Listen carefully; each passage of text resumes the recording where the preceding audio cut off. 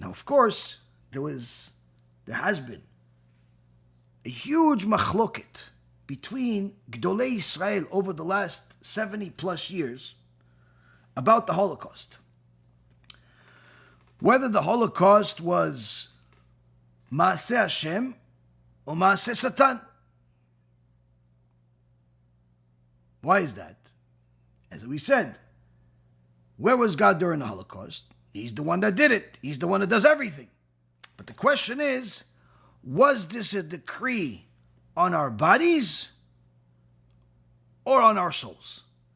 Because when you look at the decrees of Hitler, Imach Shimo V'Zichro, which in itself, the story of Hitler, anyone that has read about his whole rise to where he got to, sees that this is an unconventional story. The guy was a nobody, loser, and all of a sudden he becomes the king, practically. The king of Germany, and slowly but surely, or quickly actually, becoming the most powerful man in the world. There's an amazing lecture by Rav Yosef Ben Porat, where he investigated, going through different books and writings of some of the people that were friends and very familiar with Hitler, and confirmed that Hitler actually dealt with black magic and sold his soul to the Satan, which explains everything, because his rise to the top was something completely abnormal. Makes absolutely no sense. In a conventional way, it makes no sense of how somebody like that can become that. Hatred you can find in every hole in the world. A lot of people hate. But for someone that hates, to get to that level of power in such a short period of time, and actually be able to implement all of his hate to such a degree, with such mechanism, and how systematic it was, and how effective it was to his evil decree, it's something that you see literally. This is Maasei Satan. But on the other hand, you see that Hitler did not care whether you were a religious Jew or not. In fact, even if you were married with kids to a non-Jew, you were intermarried and converted to Christianity, Catholicism, or whatever it is, he still killed you. In fact, even if you had Jewish lineage 4 generations back, he still killed you. So based on that, you see that he just wanted to kill the bodies. On the other hand, some say it had to do with Judaism. Not just the Jewish people, but the actual religion itself, because he specifically hated the morality of Judaism. Now, what's the difference? The difference is this. The Gemara in Masechet Sanhedrin, in page 74, says that if there is a decree by the enemy at a time of Shmad, Shmad is when there is a decree by the enemy in order to destroy our souls, in order to get us to worship idols, like at the time of Nebuchadnezzar, like the times of the Greeks, time of Shmad, where it's not about just killing bodies, it's about killing the soul.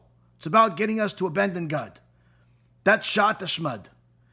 If there's a decree at that time for them to say, you know what, you don't have to worship the idol, but that custom that you Jews have, where you wear specific type of shoes with that type of shoelaces or that type of shoe strap, take it off and replace it with the one that has, the idolatrous strap, or just something that's different. The Gemara says, and Rambam paskins this la'alacha, and so does the Shulchan Aruch. This is true across the board. If it's Shat Shmad, even for a shoelace, a Jew must die and not forsake it. Ordinarily, if it's not Shat Shmad, if it's not the decree where they're trying to make everyone idol worship, atheists, and so on, they tell you, listen, change your shoelace. They tell you don't go, to synagogue. You don't go to synagogue, save your life. But if they tell you worship an idol, or we kill you, you have to die. They tell you commit some type of immorality, cheat on on your wife with somebody else, or be a member in the LGBTQ world, or whatever it is, you have to die and not sin. If they tell you kill somebody or we kill you, you have to die, not sin. That's at any given time. Those are the three cardinal sins. But during Shat Hashmad, the hour of destruction where they're trying to destroy our neshamot, even customs we're not allowed to forsake, even for a shoelace. So here, the Chachamim have debated what really was it during the Holocaust. Now, we're not going to get into which one it was. The point being is, Am Yisrael, Gedolei Yisrael have always evaluated not just the after event, but literally at the times, what is happening here? Is this a decree against our bodies, and therefore we just simply need to do tshuva? We don't need to get weapons? We don't need to close the Gemara and go fight? We just need to do tshuva, and that's it. Hashem will fight our wars, as it says in the Torah in the book of Exodus, chapter 14, verse 14. Adonai lachem lachem v'atem techarashun. God will fight your wars, and you shall remain silent? Or are they trying to make us idol worshippers, and therefore close the Gemara, close the Chumash, get some weapons, and we'll go into war? We die, we die. We're ready to die. On Kiddush Hashem. So now, Rav Elchanan Wasserman tells us the rules. You have to know which one it is. And then he continues, V'shamati mipeh kadosh ba'al hachafetz chaim, zecher tzadik livracha.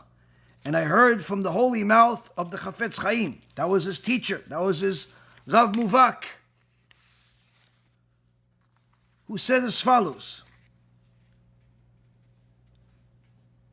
The Jews saw at the time of the decrees, here he's talking about what happened and with Radin, with Poland, with Russia, everything that was happening with the communism.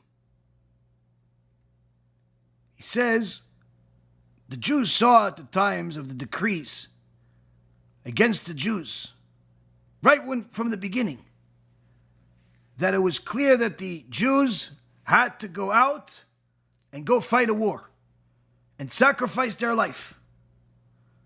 Of course, that many Jews would have died, but it would have weakened the strength of the Satan. And although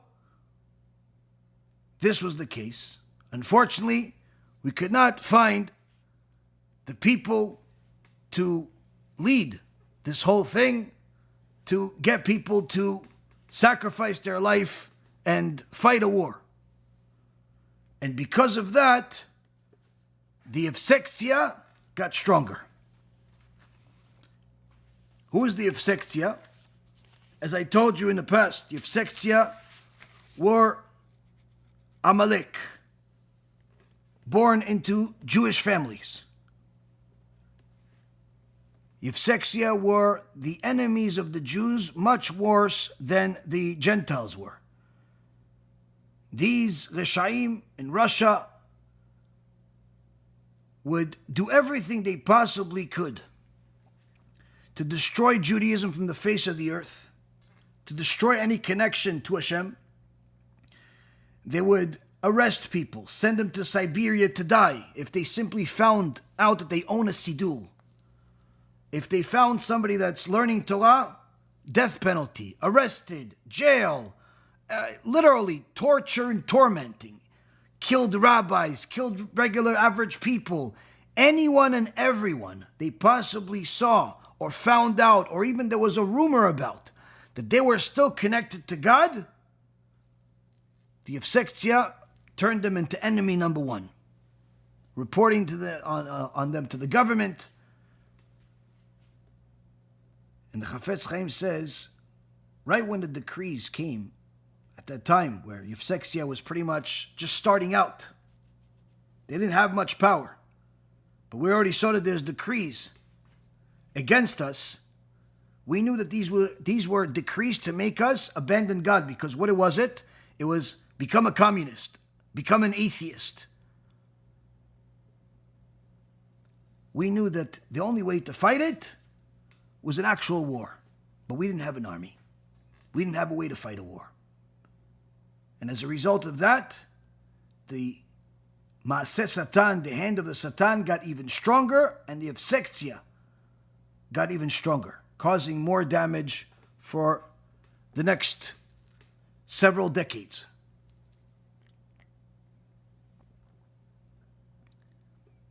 This is what Rav Elchanan Wasserman heard from the Chafetz Chaim. Now that Rav Elchanan Wasserman continues, he says, in our days, Asher zera Amalek mitgabrim meod etzlenu, v'adavar barur. In our days where we see that the seed of Amalek is getting stronger and overpowering at this time upon us, and it's clear. Ki hu ma'aseh Satan, that this is the hand of the Satan. Ha'etzah amititi lilachem negdam bezroa mamash. The real advice here, the real recommendation here, is that we must go fight them with our hands. B'mesirat nefesh la'ariga, and sacrifice our life until death. We're willing to die, just not to abandon God, not to skip even a single prayer. Aval, כי מדומה כי לפי המצב, כעת קשה לקיים העצה הזאת בפועל. But as things look, in the situation at hand, it's hard to fulfill such an advice, such a idea in reality. כי כל מלחמה דורשת שרי צבא לעמוד בראש העם, because every war requires leaders of the army to stand at the head of the nation. ולהורותם איך להתנהג, ואנחנו יתומים נותרנו. To show them and direct them how to operate. But we are an orphan generation. We don't have leaders to do that, to lead us in an actual physical war. Ki anshe emunah avadu, because the men of faith have died, as the prophet Jeremiah says, that before HaKadosh Baruch Hu decreed to destroy the Bet HaMikdash, he told Jeremiah, go find somebody that's rebuking the people to get them to do tshuva, and I'll forgive everyone for all of the things they did. Jeremiah went from place to place looking for someone that's teaching Mussar, looking for someone that's teaching about Gehenom, looking for someone that's teaching people the type of Torah that's going to get them to do tshuva. And he could not find it, even though there were scholars, even though there were many religious people. He could not find anybody that was teaching the type of Torah that's rebuking the people to get them to do tshuva. In fact, we see in this week's parasha, where Parashat Dvarim, Book of Deuteronomy begins, where Moshe Rabbeinu says, these are the words. These are the words, meaning these are the laws, this is the Torah. But before he gets to the Torah, in chapter 1, verse number 3, it says that this is everything that Hashem has commanded him to them.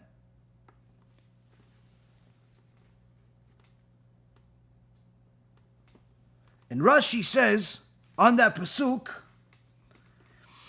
this is referring to Moshe Rabbeinu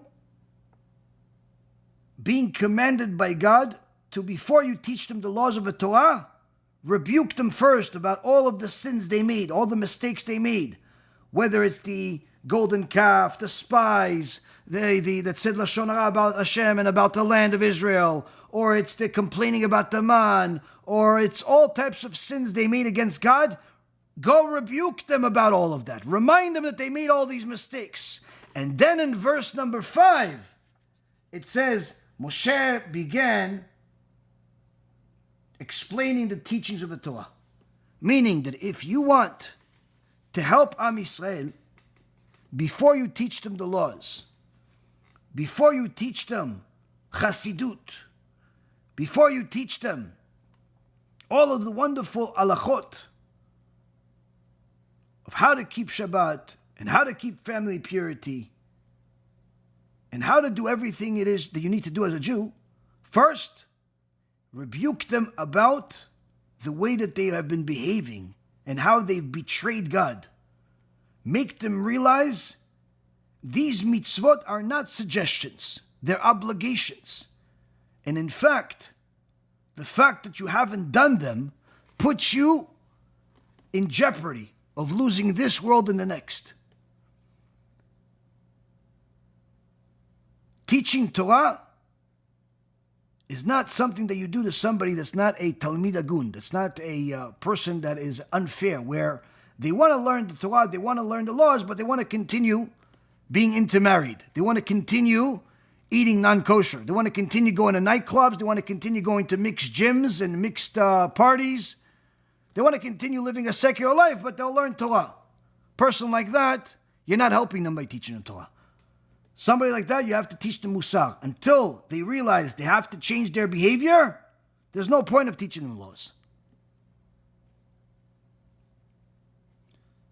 And this is what we see as a command from God to Moshe Rabbeinu. This is how I want you to teach my people. This is what I want you to do in your last days in this world. And says Rav Elchanan Wasserman, in order for us to go to a war, we needed leaders. But unfortunately, we don't have those leaders because we're an orphaned nation. The men of faith, the men that were leaders are gone. There's not enough of them. And therefore, we do not have the ability to get everyone to be willing to sacrifice their life. אבל אם אין בנו כוח להילחם נגד עמלק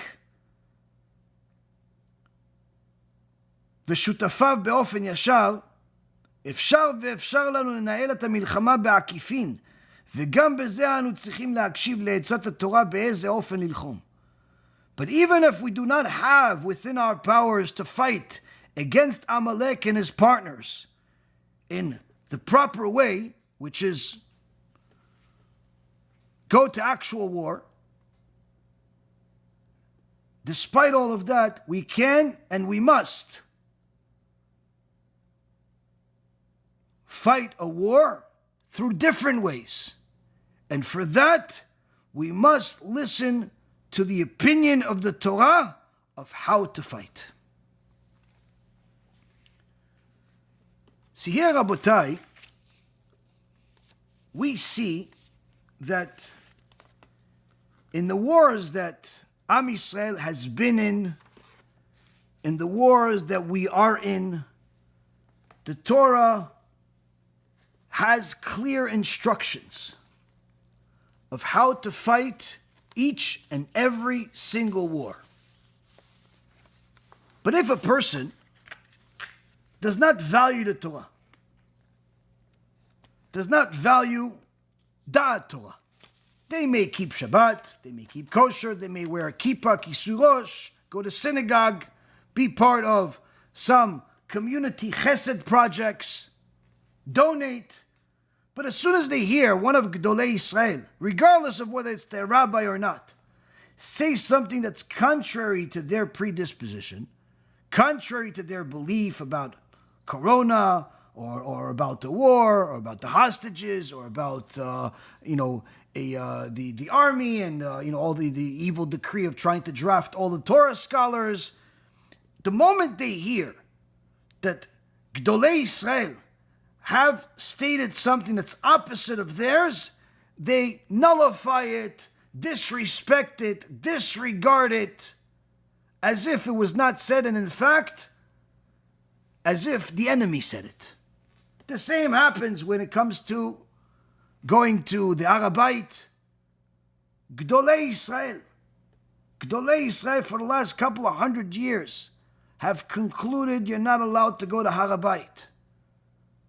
But of course, there are going to be Reshaim today that pose as religious Jews, some even politicians, some even rabbis, that say, no, Rav Ovadia was mistaken, Rav Yashiv was mistaken, the Stipler was mistaken, Rav Kook was mistaken, everybody's mistaken. They know better. We can go to Har HaBayit and it's okay. Yeah, but Gdolei Yisrael, yeah, but we found some other big rabbis that said it's okay. Rav Goren went. He was the Rishon LeZion. Yes, you're right. He went, and Gdolei Yisrael went against him about it. It's not like he went and everybody said, oh, you know what? Chazaku Baruch. He did it, and it was against Da'at Torah. And Gdolei Yisrael went against him. So what, you going to join him also? But what happens? People are like, no, you don't understand. The rabbis don't understand. Nobody understands except you. You maybe you finished 2 Masechtot in your life, and you probably don't even remember 10% of what you've learned, but you decide that Gdolei Yisrael, they don't know what they're talking about. And the same thing happened with Corona, and the same thing's happening right now, where you have all these bozos coming and literally publicly disregarding Gdolei Yisrael.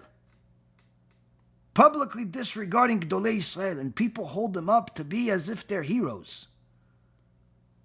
As if they're heroes. Anytime you hear somebody say that Gdolei Yisrael, the biggest rabbis we have, the leaders that we have, don't know what they're talking about, it doesn't matter what else this person says, you can conclude at that moment that person is an apikos. He is considered a heretic, he cannot be counted in the minyan. You cannot listen to anything else he or she says, ever again, until they do tshuva. But unfortunately, Rabotai, when the average person does not really understand the value of the opinion of the Torah, meaning not just what you read in the book, but what Gdolei Yisrael tell you that it means, how to implement what's read in the book. When you don't value what Gdolei Yisrael, what our Torah sages of today are saying, what our Torah sages of all the generations are saying, when you don't value it, when you don't respect it properly, you are destined to go in the wrong direction, but feel like you're going in the right direction until you hit the dead end. And that's why, Rabotai, Rav Elchanan Wasserman is telling us that yes, there are 2 ways that HaKadosh Baruch Hu implements these decrees. And the instructions are clear. It's either he's going to show you that it's the hand of God, it's his hand doing it, where he's just simply telling you, there's a decree to destroy everyone, religious or not, young or old, married or single, intermarried or not, doesn't make a difference. That's a decree, it's a hand of God. In order to get you guys to do tshuva, don't try to fight it with missiles, don't try to fight it with guns. It's not going to help you. The whole point of this decree is to get Am Yisrael to do tshuva. On the other hand, if you see that the decree is like the decree of Edom, is the decree of Amalek, and Amalek's ultimate goal is just to get us to run away from God, to abandon God, whether it's coming from the missionaries from Christianity or the missionaries from Zionism. If their goal is to get us to abandon God, then this is Maasei Satan. And for that, we have to be willing to sacrifice our life. But without trusting the opinion of the Torah, a person is simply never going to listen to Gdolei Yisrael that tell you which one it is. And this is one of the biggest problems. I'll give you a couple of examples. The Torah Kedosha tells us in this week's parasha, and many other times in the Torah, that HaKadosh Baruch Hu commanded us to go to Eretz Yisrael. This is the land that he promised to Avraham, Yitzchak, and Yaakov. It's due to their merit that we got this land as a gift. But it's important for us to know that all of those that are against the Torah are not allowed to live there.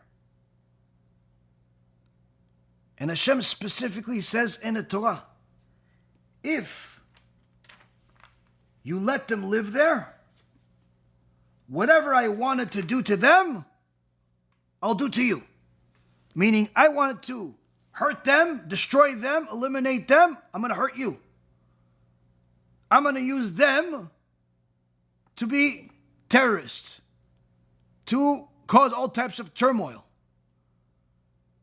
And that is one of the biggest reasons why many of the Chachamim never thought in their wildest dreams that we're going to go back to live in Eretz Yisrael until the Mashiach comes. Because we never had the power to live in Israel without having other enemies of Israel living among us. Not for the last couple of thousand years. Since the destruction of the Beit HaMikdash, we didn't have any power to get everybody either to leave or to obey the Torah. But when a bunch of religious Jews started making Aliyah to Eretz Yisrael, they started building the land, they started fixing things. They didn't think they were going to pick up and build some type of government or anything like that. That was not the intention. They were just building the place they were living in. Even though it was among Gentiles, it was among all types of people, they lived. But the Zionists came, and their intention was completely political. It had nothing to do with Judaism. They only mentioned Judaism if it was to their benefit. Like in the UN, when they said, listen, this book, this Tanakh, is what gives us the right to live here. But they didn't listen to that Torah. And this is the reason why many were against this, making the land of Israel into an actual state.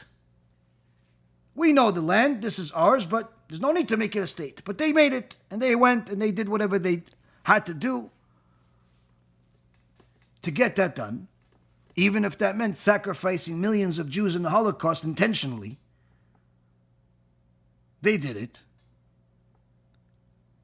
And Gedolei Yisrael, although they were against the whole plan initially, after we received it, okay, if this is what we have, we'll work with what we have. And Baruch Hashem, we have Israel now, and there's hundreds of thousands of religious Jews there, over 100,000 Torah scholars there, and more. Baruch Hashem, we have it. But the point being is that the reason behind all of this is because the Torah decrees that it's our land, but at the same token, we can't have others there. We can't have others that are against the Torah. But the Zionists didn't care. In fact, the Zionists welcomed others, thinking that they could make peace with the enemy, despite the fact that not only the Torah scholars tell them that this is never going to happen. You can't make peace with these Muslim fanatics that are taught in their Quran by their so-called sages to kill us. Now, you can't make peace with such people. Especially you can't make peace with them if you don't even speak their language.